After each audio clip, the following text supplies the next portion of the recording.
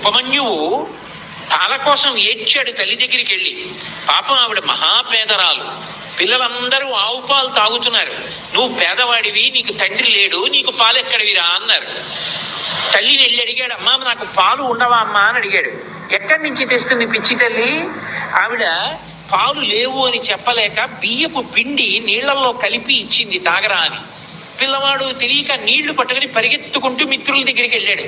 సాటి పిల్లల దగ్గరికి వెళ్ళి, ఇదిగో పాలు, ఆవు పాలు మా అమ్మ నాకు కూడా ఇచ్చిందన్నాడు. వాళ్ళు వాసన చూసన్నారు, ఇవి ఆవు పాలు కావు, మీ అమ్మ నిన్ను మోసం చేయడానికి వరిపిండి నీళ్లు ఇచ్చిందన్నారు. ఏడుస్తూ వెళ్ళి, అమ్మ నాకు ఆవు పాలు లేవా, నాకు నాన్నగారు లేరా అన్నాడు. ఎవడు చెప్పాడురా నీకు నాన్నగారు లేరని? లోకములకంతటికీ తండ్రి శంకరుడు, ఉన్నాడు మీ నాన్న. లోకములకంతటికీ తండ్రి శంకరుడు, ఉన్నాడు మీ నాన్న అంది. అయితే ఎలా కనపడతాడన్నాడు. వెళ్ళి తపస్సు చేయి, ఆయన కనపడతాడంది. బాలభక్తి. వెళ్ళి పరమశివుడి గురించి తపస్సు చేశాడు. ఉన్నాడు అని నమ్మి తపస్సు చేశాడు, ప్రత్యక్షమయ్యాడు. నీకేం కావాలన్నాడు. పిల్లవాడు పాపం ఏం తెలుసు, నాకు తాగడానికి ఆవు పాలు కావాలన్నాడు. శంకరుడు నవ్వాడు. ఆవు పాలు ఇవ్వనా? నేను దర్శనమిస్తే నీకు ఇవ్వవలసింది కాసిన ఆవు పాల. నువ్వు నన్ను అడిగావు కాబట్టి పాల సముద్రాన్ని సృష్టిస్తున్నానని క్షీరసాగరాన్ని సృష్టించాడు ఉపమన్యువు కోసం. ఆయన చెయ్యలేనిది ఏముంది లోకంలో? వాసుకి పేరు చెప్తే హడిలిపోతారు. అంత పెద్ద సర్పం, అంత పెద్ద సర్పాన్ని తీసి మెడలో హేళగా ఆభరణంగా వేసుకున్నాడు. ఆదిశేషుడు 1000 పడగలతో భూమిని మోస్తాడు. అటువంటి ఆదిశేషుడు ఎగిరి కాల్ని పట్టుకుంటే పాదానికి అందెల అలంకారం చేసుకున్నాడు. ఆయన చెయ్యలేనిది ఏముంది లోకంలో?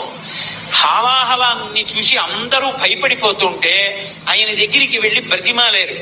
అందరూ హాలాహలం తరువుకొచ్చేస్తోంది, కాల్చేస్తోంది అని భయపడి చని కైలాసముచొచ్చి శంకరుడి వాసద్వారముంగేరి ఈశుడి వారికులు అడ్డుపడ్డ తలమంచొచ్చి కుయ్యో బుర్రో విను మాలింపుము చిత్తగింపుము దయన్ విక్షింపుమం చంబుజానన ముఖ్యుల్కది రక్తరక్షణ కళా సంరంభుని శంభుని అంటారు పోతన గారు.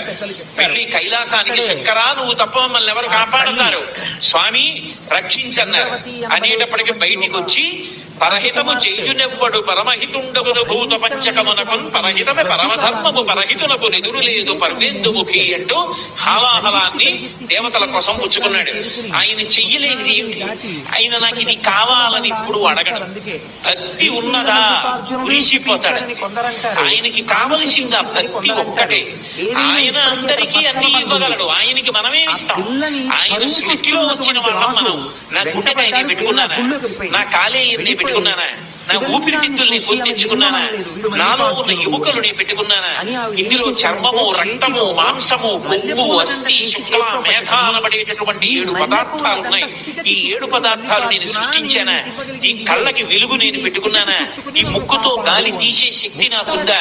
అందరూ ఊపిరి తీయగలిగిన వాళ్ళైతే ఊపిరి ఆగిపోయి ఎందుకు చచ్చిపోతున్నారు? కానీ మహానుభావుడు ఈ శరీరాన్నంతటినీ ఆయన సృజించాడు.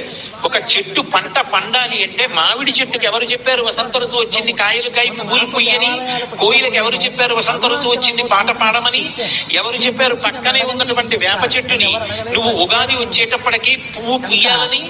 ఆ పక్కనే ఉన్నటువంటి కుక్కుడి చెట్టు చేదుగా ఉన్న కుక్కుడికాయ కాస్తే పక్కనున్న మల్లెతీగ సాయంకాలం అయ్యేటప్పటికి మంచి సౌరభంతో పువ్వు పూస్తే పక్కనున్న మామిడి చెట్టు తీయని మామిడి పండునిస్తే ఒకే భూమిలో పక్క పక్కనున్నవి ఒకదాన్నొకటి అల్లుకున్నవి. ఏది పుయ్యాలో ఏది కాయాలో అదే పుస్తోంది, అదే కాస్తోంది.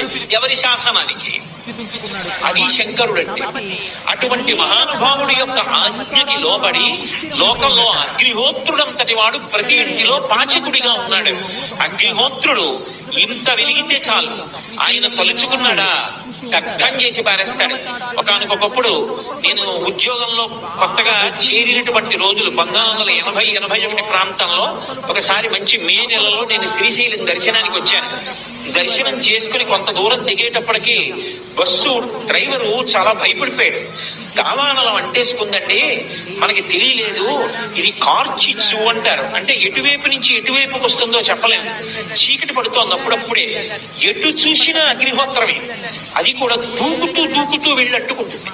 కార్చిచ్చు ప్రబలిపోయిందండి, ఇలా ఉందనుకోలేదు, ఎక్కడో దూరంగా మంట అనుకున్నాను, అంటుకుపోయింది అన్నాడు. అది వచ్చేస్తే ఎవరేం చేస్తారు? క్రూర మృగాలు కూడా భయపడిపోయి వచ్చేస్తాయి, కార్చిచ్చు లేని చోటుకి వచ్చేస్తాయి. కానీ అదృష్టం, ఆ కార్చిచ్చు మా బస్సు దగ్గరికి రాలేదు. అదృష్టవశాత్తు మేమందరం లోయ దాటిపోయి కిందకి వెళ్ళిపోయాం. ఒక్కొక్క నాడు అగ్నిహోత్రం ఎక్కడో ఎండుటాకులో ఇంత రగులుకుంటుంది.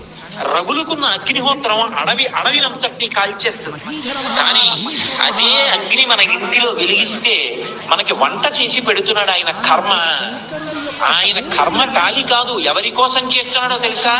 శంకరుడు ఆజ్ఞాపించాడు, వాళ్ళందరూ అన్నం ఎలా తింటారు? నువ్వు ప్రతి ఇంటిలో వంట బ్రాహ్మణుడవై వంట చెయ్యి అన్నాడు. హవ్యం వహతి దేవానాం కవ్యం కవ్యాసినామపి పాకంచకురుతే వహ్మి శంకరశైవ శాసనాత్ అని వ్యాసుడు లింగపురాణంలో చెప్పాడు. పరమశివుడు ఆజ్ఞాపించాడు కనుక ప్రతి ఇంటిలో వంట బ్రాహ్మణుడై వంట చేసి పెడుతున్నాడు. పితృదేవతలకి కవ్యం ఇస్తే, స్వధాకారంతో పిలిస్తే అది పట్టికెళ్ళి పితృదేవతలకు అందిస్తున్నాడు. స్వాహాకారంతో యజ్ఞం చేస్తే ఆ హవిస్సుని పట్టికెళ్ళి దేవతలకు అందిస్తున్నాడు. ఈ 3 మహోపకారాలు అగ్ని ఎందుకు చేస్తున్నాడు అంటే, అదిగో శంకరుడు యొక్క శాసనాన్ని అనుసరించి మనందరినీ కాపాడుతున్నాడు. పరమశివుడే అలా ఆజ్ఞాపించి ఉండకపోతే మన బ్రతుకులు ఉంటాయా? ఆయన అంతటి కరుణా సముద్రుడు. ఆయన చెయ్యలేనిది ఏముంటుంది?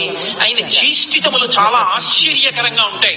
దక్షిణ దేశంలో నందనార్ అని ఒక భక్తుడు, ఒకప్పుడు ఆయనకి చిదంబరం వెళ్లి నటరాజస్వామి దర్శనం చెయ్యాలి అనిపించింది. ఆ నటరాజస్వామి చాలా ఆశ్చర్యంగా ఉంటారు. ఒక్కొక్క చోట నటరాజస్వామి వైభవం చూసి తీరాలి. మధురై దేవాలయంలో ఉండేటటువంటి నటరాజస్వామి వారి భంగిమ చూస్తే బహు ఆశ్చర్యకరంగా ఉంటుంది. అన్ని భంగిమల నృత్యం చేశాడు. ఆ చిదంబరంలో ఉండేటటువంటి నటరాజస్వామి దర్శనం చెయ్యాలనుకున్నాడు. యజమాని దగ్గరికి వెళ్ళి అడిగాడు చీకటి పడుతుండగా, అయ్యా రేపు చిదంబరం వెళ్ళాలనుంది, నటరాజస్వామి దర్శనం చెయ్యాలనుంది, నేను వెళతాను, నాకు అనుమతి ఇవ్వండి అని అడిగాడు. ఆయన మహా ఐశ్వర్యవంతుడు, మంచి మదోన్మత్తుడై ఉన్నాడు. ఎందుకు పంపించాలి పాలేరుని, వీడితో పని చేయించాలి తప్పనుకున్నాడు. అని అన్నాడు, తప్పకుండా వెళ్ళు అన్నాడు. ఆ ఒక్క మాటే వినపడింది నందనారికి. సంతోషపడిపోయాడు. ఆయన అన్నాడు, ఇవాళ రాత్రి మనకున్నటువంటి 500 ఎకరాల పొలాన్ని నాగలి పట్టి దున్ని, విత్తనాలు చల్లి, పంట పండించేయి, కోత కోసేయి, గడ్డి తీసుకెళ్లి వాము వేసేయి, ధాన్యాన్ని అంతటినీ కూడా దులిపేయి, ధాన్యాన్ని బస్తాలకెత్తేయి, ధాన్యాగారాలకి తీసుకురా, అంతా కూడా శుభ్రంగా సంరక్షణ చేయి, గడ్డివాములు వేసేయి, పంట పొలంలో మళ్ళీ ఎక్కడా ఒక్క గడ్డి పరక లేకుండా తీసేయి, చిదంబరం వెళ్ళిపో అన్నాడు. ఆయనకి ఇవన్నీ వినపడలేదు. ముందు వెళ్ళిపో అన్న మాట వినపడింది. సంతోషపడిపోయాడు. తర్వాత ఇవన్నీ వినపడ్డాయి. అలాగే అన్నాడు, వెళ్ళిపో అన్నాడు కదా అన్న సంతోషంలో గబగబా పొలానికి పరిగెత్తుకొచ్చాడు. కటిక చీకటి, రాత్రి 7-8 అవుతోంది. తెల్లవారేటప్పటికి చిదంబరం వెళ్ళాలని కోరిక. రాత్రంతా నడిస్తే కానీ చిదంబరం వెళ్ళలేడు. రాత్రి 500 ఎకరాల పొలాన్ని దున్ని, పంట వేసి, పంట పండించి, నీరు పెట్టి, కోత కోసి, ధాన్యం దులిపి, బస్తాలకెత్తి, గాజల్లో పోసి, గడ్డి తీసుకెళ్లి వాము వేసి, పొలం శుభ్రం చేసేసి తాను చిదంబరం వెళ్ళాలి. అవుతుందా? ఒక్కనాటికి అవధానం అర్థమైపోయింది. అయ్యో, చిదంబరం వెళ్ళమన్నాడన్న ఆనందంలో వచ్చేసానే, ఇప్పుడు నేను ఈ చీకట్లో ఈ పొలం ఎలా దున్నుతాననుకున్నాడు. ఒక్కసారి ఆకాశం ఆయన స్వరూపమేగా, పైకి చూశాడు. శివా నరిచి నిన్ను చూడకుండా ఉండలేనయా అని స్పృహ తప్పి పడిపోయాడు. ఆయన తలుచుకుంటే ఒక్కసారి సంకల్పం చేస్తే పంట పండేస్తుంది. కానీ తన భక్తుడు పడవలసిన కష్టం తాను పడాలనుకున్నాడు. కైలాసంలో కొడుకులిద్దరినీ పిలిచాడు. ఒరేయ్ రండి అన్నాడు. విఘ్నేశ్వరుడు, సుబ్రహ్మణ్యుడు, ప్రమదగణాలు, పార్వతీదేవి అందరూ కలిసి భూమి మీదకి వచ్చారు. శంకరుడు స్వయంగా పంచె తీసి పైకి పెట్టి గోచి పోసి కట్టాడు, నాగలి పట్టాడు. ఆయన తలుచుకుంటే ఎంతసేపు భూమి దున్నేశాడు. పార్వతీదేవి విత్తనాలు జల్లింది. విఘ్నేశ్వరుడు కలుపు తీశాడు. సుబ్రహ్మణ్యుడు కోత కోశాడు. పంటంతా పండేసింది తీసుకెళ్లి ఆ గాజలో పోసేశారు. గడ్డివాం వేసేశారు. తెల్లవారుతోంది, ఇంకా 2 అవుతోంది. నందుణ్ణి లేపాడు. నందనార్ చిదంబరం వెళ్ళన్నాడు. ఎలా వెళ్ళను? ఎలా పంట అన్నాడు. పండేసింది చేర్చేశామన్నాడు. నీ యజమానికి చెప్పి వెళ్ళిపో అన్నాడు. గబగబా పరిగెత్తుకుంటూ యజమాని దగ్గరికి వెళ్ళాడు. నువ్వు చెప్పినట్టు పంట పండించానన్నాడు. తెల్లబోయాడు జమీందారు. లేచి వచ్చి చూశాడు. గాజలో పంట ఉంది, గడ్డివా ఉంది, అన్నీ ఉన్నాయి. అర్థమైంది శివానుగ్రహం అంటే ఏమిటో. నందనాల కాళ్ళ మీద పడ్డాడు. ఇప్పుడు శరీరం మనుష్య శరీరం ఏమిటి దాని వల్ల వెళ్ళిపో చిదంబరానికి, నేను కూడా మారిపోయిన అర్చకులు ఆయన పట్ల ఆయన అంటారు చాలా కఠినంగా ప్రవర్తించారు. అగ్నిలో ప్రవేశించు, నీకు దేవాలయం ప్రవేశం చేయిస్తాను.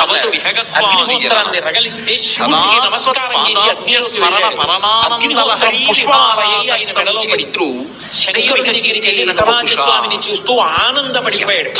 ఆ సంతోషంలో చూస్తుండగా నందిలో ఉన్న తేజస్సు వెళ్ళి నటరాజస్వామి ఎంతో నిజానికి శంకరులు పరమశివుని అడుగుతున్నది కాదు. మనకి నమ్ముకున్నవాడు పాడుతాడా? కొన్ని విషయాలు ఎలా ఉంటాయంటే, మీరు పరమ పవిత్రమైన మనస్సుతోటే ఒక అవసరమైతే అనుకోండి, ఒకప్పుడు కొంతమందికి అది అర్జునుడు పాశుపతాస్త్రం కోసం వెళ్ళి ఆయన అలా చెప్పడం పాశుపతాస్త్రం అని కోపం తేలిక. పాశుపతాస్త్రం నేను ఒకవేళ ఇలా చెప్తే నువ్వు చెప్పొచ్చేవాడి అనేవాడు ఎవరైనా ఉండొచ్చు అని, అది భగవంతుడు అడిగినట్టుగా కానీ అది నేర్పుతున్నది మనకి. యుద్ధం చేసుకుంటూ శరీరంతో పడి ఉంది ఈశ్వర అని అడిగారు. పరమేశ్వరుణ్ణి ప్రార్థన చేస్తున్నట్టుగా ఇచ్చారు ఈ శ్లోకం. అందులో ఆయన ఒక ప్రతిపాదన చేశారు. నరత్వం దేవత్వం నగవన మృగత్వం మశకతా పశుత్వం కీటత్వం భవతు విహగత్వాది జన్మ. అటువంటి పరమని శివుని యొక్క శరీరంతో శరీరం కలిసింది కాబట్టి అర్జునుని యొక్క శరీరం అంత శక్తివంతంగా నిలబడింది కాబట్టి కురుక్షేత్రంలో గెలిచాడు. అడిగితే వరం ఇచ్చాడు. ఒకవేళ ఉత్తర జన్మలో నాకు మనుష్య శరీరం అర్జునుడితో యుద్ధం చేసి అనుగ్రహించాడు. అంతటి అర్జునుడు పొంగిపోయి నన్ను గంటలో దేవతా పదవిలో కూర్చోబెట్టు అని కూడా నేను అడగను. నరత్వం దేవత్వం నగవన మృగత్వం. నన్ను ఒక కొండకి చెయ్యి, నాకు అభ్యంతరం. నన్ను ఒక అరణ్యాన్ని చెయ్యి, నాకు అభ్యంతరం. నన్ను ఒక మృగాన్ని చెయ్యి, నాకు అభ్యంతరం. మశకత ఆఖరికి నన్ను దోమం చెయ్యి, నాకేం అభ్యంతరం. పశుత్వం నన్ను ఒక పశువుని చెయ్యి, పశువుల చేత కట్టబడిన దాన్ని చెయ్యి, నాకు అభ్యంతరం. కీటత్వం నన్ను ఒక పురుగుని చెయ్యి, నాకు అభ్యంతరం లేదు. ఎందుకు అభ్యంతరం లేదంటే ఇవన్నీ శరీరాలు కదా శంకర. ఇదో శరీరం, అవన్నీ ఏ శరీరం అయితే కానీ ఒక్కటి మాత్రం ఈ సుమా ఏది కావాలి? సదా పాదాబ్జ స్మరణ పరమానంద లహరీ విహారాసక్తం చేద్దు. నా మనసు మాత్రం నేను ఏ శరీరంలో ఉన్నా పర్వాలేదు, నీ పాదాల విందముల యందు మాత్రం ఎప్పుడూ భక్తితో ఉండాలి. ఎటువంటి భక్తి? ఏదో ఉదయం పూజా మందిరంలోకి వెళ్ళినప్పుడు మాత్రమే అరగంట సేపు ఉండే భక్తి కాదు. సదా